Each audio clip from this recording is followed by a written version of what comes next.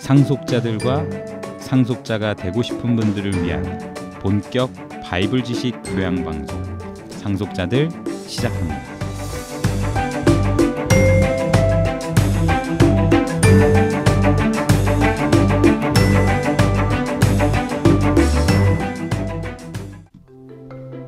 안녕하세요. 여러분과 함께 만들어가는 상속자들의 시호입니다. 안녕하세요. 정원장입니다. 다시 찾아온 봄을 맞이해서 올해 아마 새로운 계획들 실천하시는 분들 많으실 것 같은데요. 바쁜 일상 가운데서도 이제 성경에 기록된 이런 기업을 얻게 됐다는 약속된 복에 대해서 저희 상속자들과 함께 알아가는 시간이 됐으면 좋겠습니다. 오늘도 청취자분들께서 보내주신 의견이 좀 있어서 그걸 먼저 소개를 하고 코너를 시작을 해볼게요. 네, 제가 먼저 읽을까요? 네네. 네. 시옷님께서 진행 방식도 새롭고 흥미롭습니다. 그런데 너무 후딱 넘어가요. 조금 더 심도 있는 내용이 이어지면 좋겠습니다. 이게 지난번 성경의 재발견 네. 듣고 주신 의견인데 저희가 너무 후딱후딱 넘어갔나 봐요. 네, 그런 것 같아요. 그래서 조금 더 심도 있게 오늘은 해보려고 노력을 하겠고요. 그 다음에 또 지읒님께서는 방송 잘 듣고 있습니다 하셨고, 또 이제 유튜브 댓글에 알바트로스님께서 주신 댓글인데요. 성경을 주제로 대화하기에 대단히 재미있고 효과적인 방법이라고 생각합니다. 지인들과도 이런 방법의 대화를 하면 좋을 것 같습니다 라고 되게 긍정적으로 평가를 해주셔서 감사한 의견이었어요. 이것도 성경의 재발견에 대한 네네. 3회에 보니까 댓글을 달아주셨더라고요. 다음 것도 제가 할까요? 네. 또 치읓님께서는 상속자들 이름을 잘 지은 것 같아요. 귀에 이름이 쏙 들어옵니다 라고 해주셨어요. 정 원장님도 있으신가요? 네. 저랑 개인적인 친분이 있는 이땡땡님이 보내주신 의견인데요. 방송 방향의 나침반이 되었으면 한다며 보내주신 겁니다.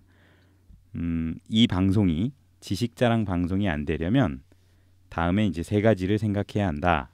그러면서 첫 번째, 예수를 잘 소개하는 내용인가? 그 다음, 하나님이 우리를 어떻게 사랑하시고 있는지 설명하고 있는가? 그리고 마지막으로 내가 하나님께 느끼는 감사가 내용에 포함되어 있나? 이렇게 보내주신 건데 제가 방송을 통해서 표현하고 싶은 것을 이제 이렇게 일목요연하게 정리해서 보내주신 것 같아요. 네, 좋은 의견을 주셨네요. 이땡땡님 응원 감사드립니다. 네, 이렇게 의견을 계속해서 보내주고 계신데 한 분 한 분 진심으로 감사드리고요. 이런 의견들이 정말 큰 힘이 많이 되거든요. 그래서 앞으로도 이렇게 계속 관심을 가져주시면 좋겠습니다. 그럼 본격적으로 상속자들 5회 시작하겠습니다.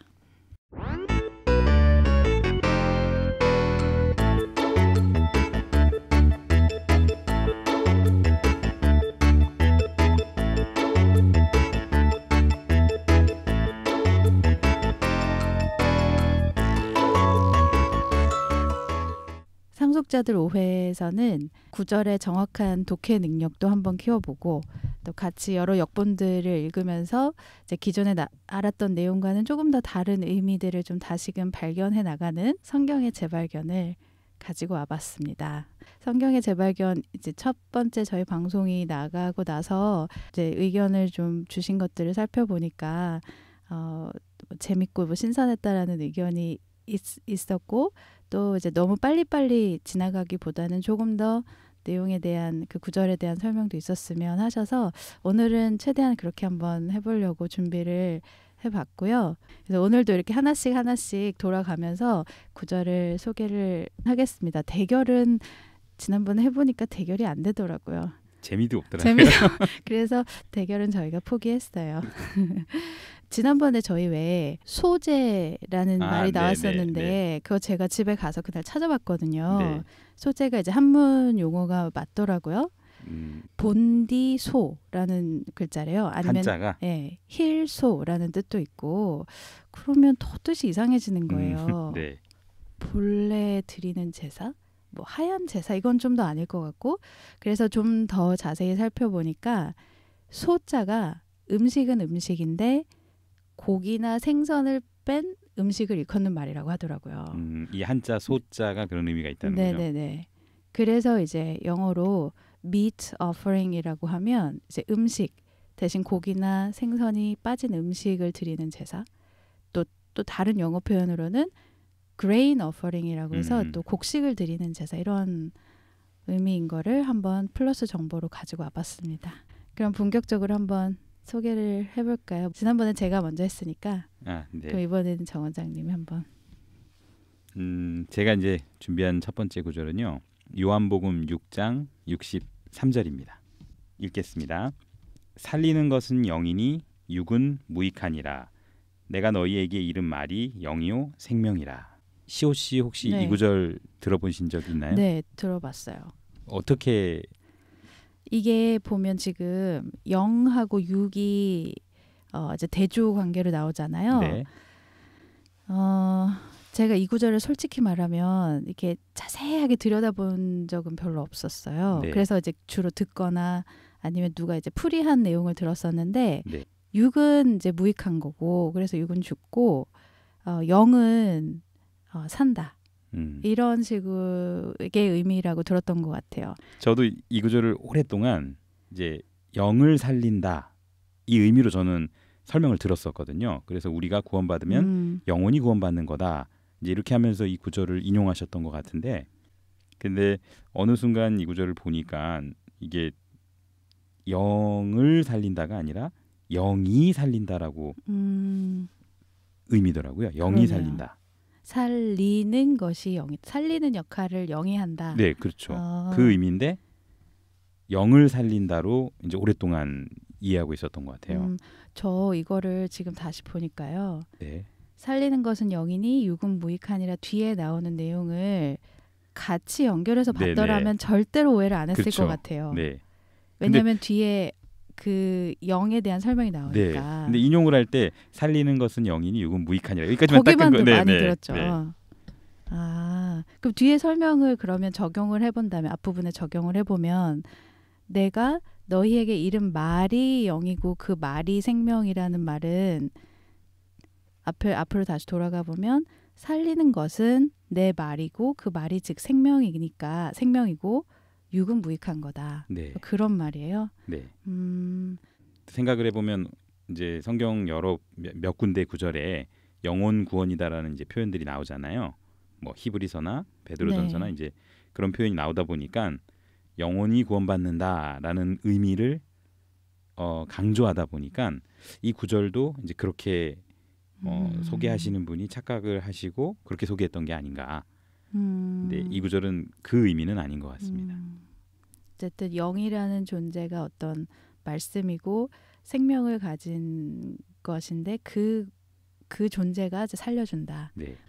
말씀이 참 어렵도다. 네. 바로 윗줄에 몇 개 있네요. 60절에 보면 이 말씀은 어렵도다. 자세히 안 보면 진짜 당연히 어렵게 느껴지는 것 같아요. 네. 제가 그러면 준비해온 거를 하나 소개를 해드릴게요. 네. 창세기에 있어요. 창세기 2장.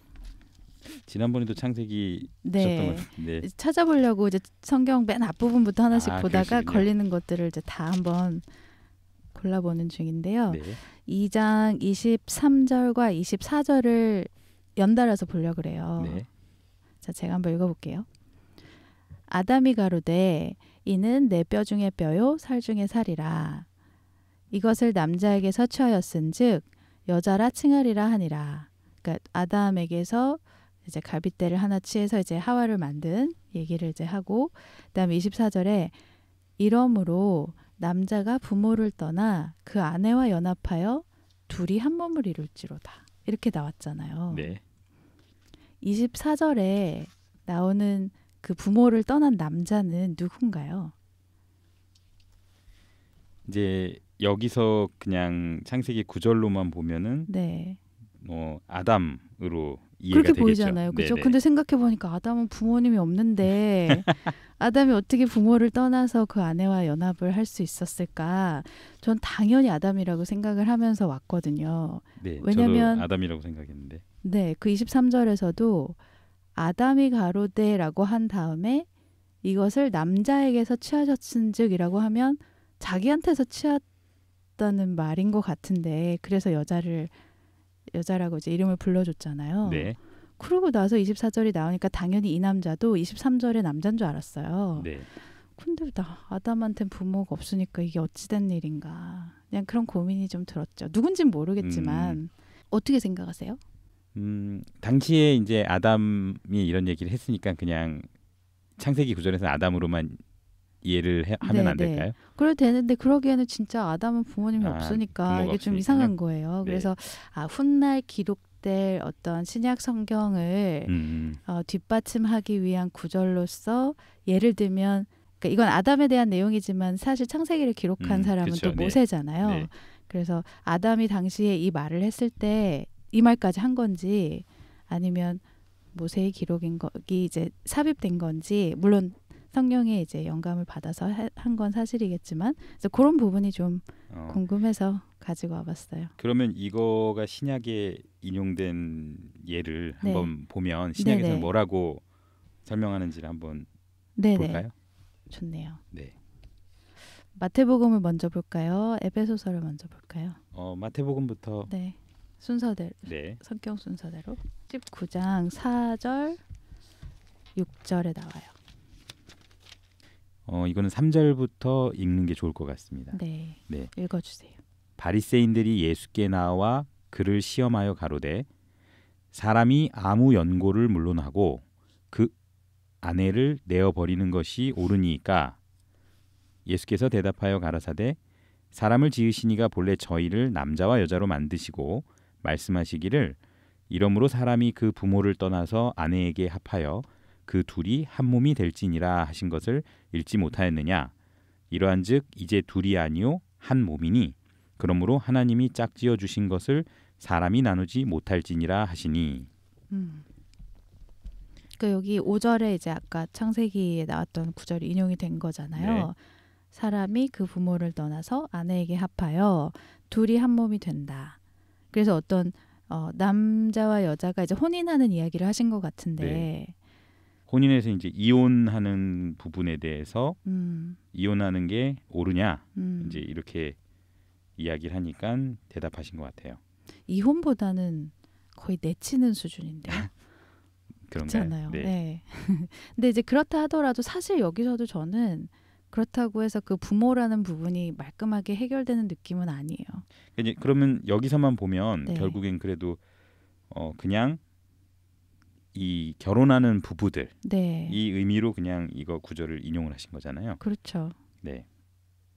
물론 이 예에 되게 좋은 인용 구절인 것 같은데 그래도 사실 그 부모를 떠난다라는 부분은 사실 아직까지 좀 이해가 잘 안 되는 게 사실이에요. 아담이요? 네. 여기서 만약에 4절부터 인용을 안 하고 만약에 5절부터 인용을 했다고 하면 그냥 일반적인 사람을 얘기할 수도 있는 것 같은데 굳이 4절에서 사람을 지으신 이가 사람을 지었을 때 아담과 이브를 남자와 여자로 만드셨는데 그 사람이 부모를 떠난다고 자꾸 얘기를 하시니까 부모를 떠난 적이 없는데 왜 자꾸 그 표현이 나오는 걸까? 그게 이제 계속 머릿속에 맴도는 거죠. 그러니까 구약의 어떤 표현들이 그때 상황을만 이제 염두에 두고 표현된 것들이 아니고 실은 구약을 읽다 보면은 그 상황에서 조금 뭔가 안 맞는 것 같은 상황 맥락상 안 맞는 것 같은 표현들이 있는데 결국에 그게 보면은 나중에 이제 신약에서의 어떤 의미를 설명하기 위한 거 이제 이런 경우로도 성경이 표현되는 게 있는 것 같아요. 그래서 꼭 이제 아담 딱 떨어지지 않더라도 그 당시에는 이제 당연히 아담이 부모가 없다 이제 이렇게 이야기를 하면 분명히 그렇지만 이 구절을 결국에 궁극적으로 어떤 표현하고자 하는 바가 신약에서 이제 설명이 되니까 혼인에 대한 비유를 하시기 위해서 그런 내용들도 담겨 있었을 수도 있겠다.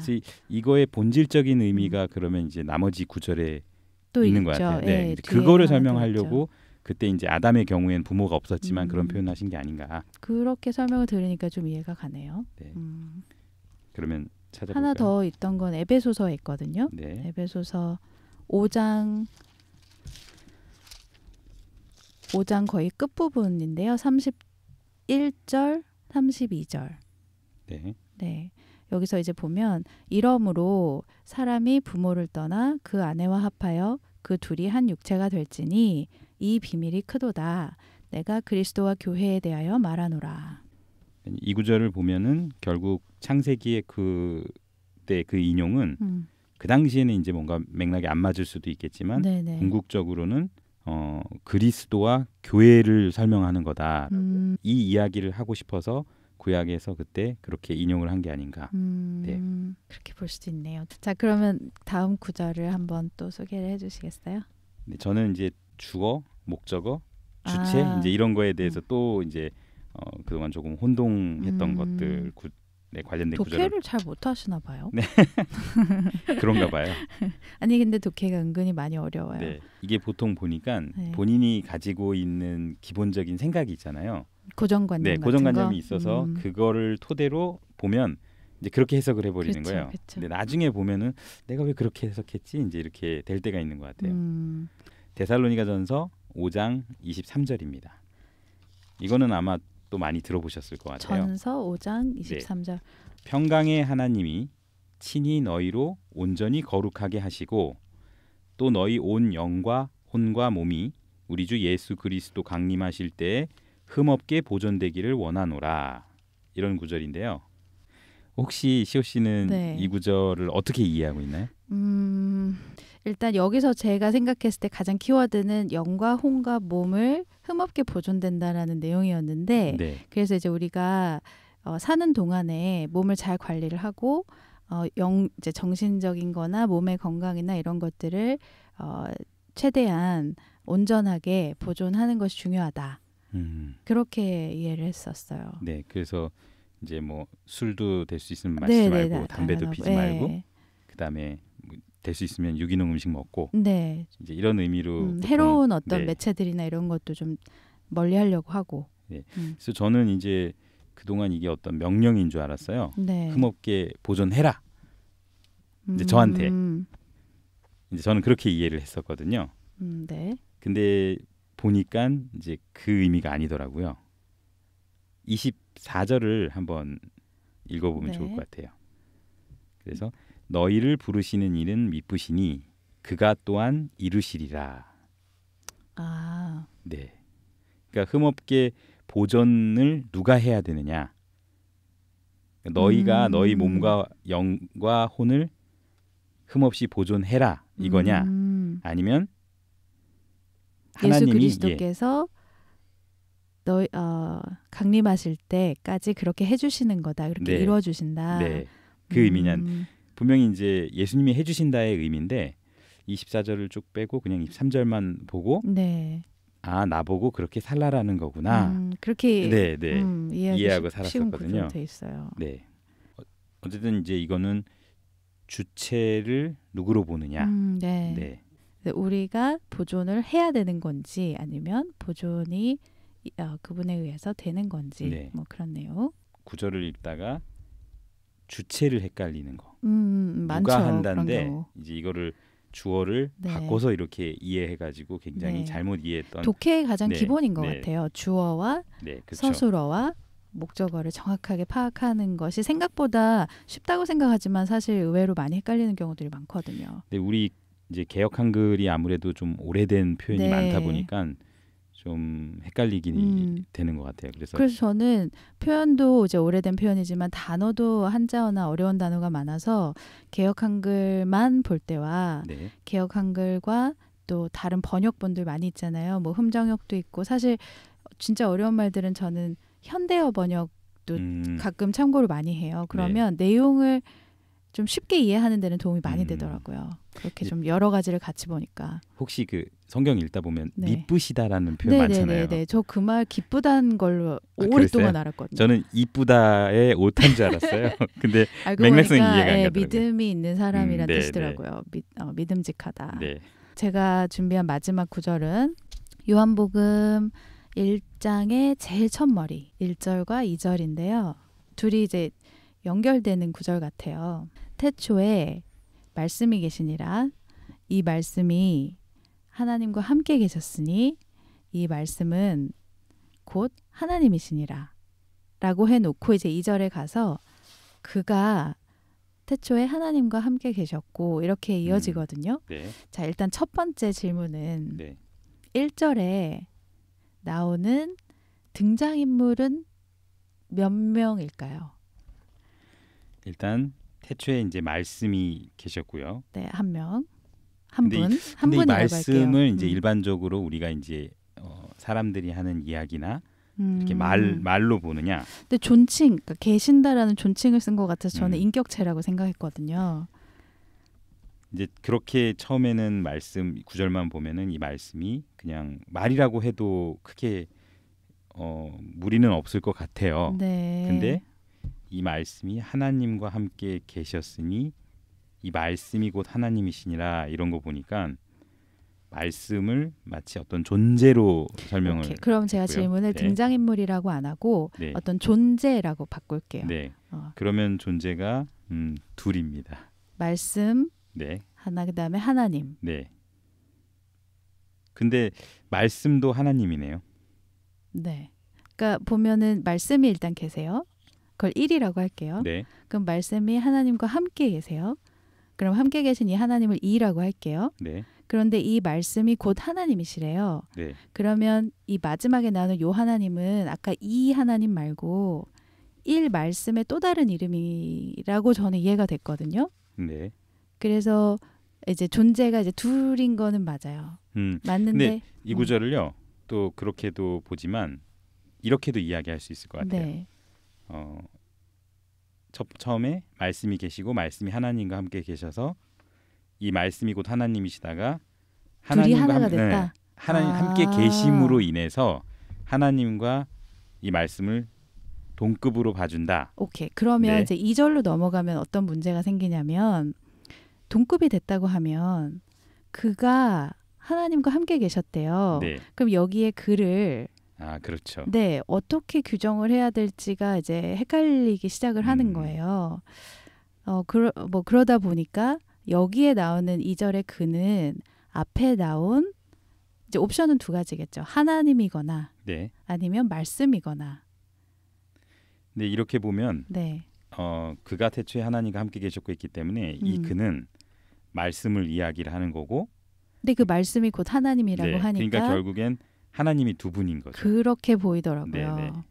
그래서 저는 그러면 이제 삼위일체 하나님이 계시잖아요. 네. 아버지가 계시고 아들이 계시고 이제 성령 하나님이 계신데 그러면 한 분은 아버지시거나 아버지고 이제 다른 분은 뭐 아들이시거나 여기 성령에 대한 얘기는 좀 아닌 것 같은 느낌은 들어서 네.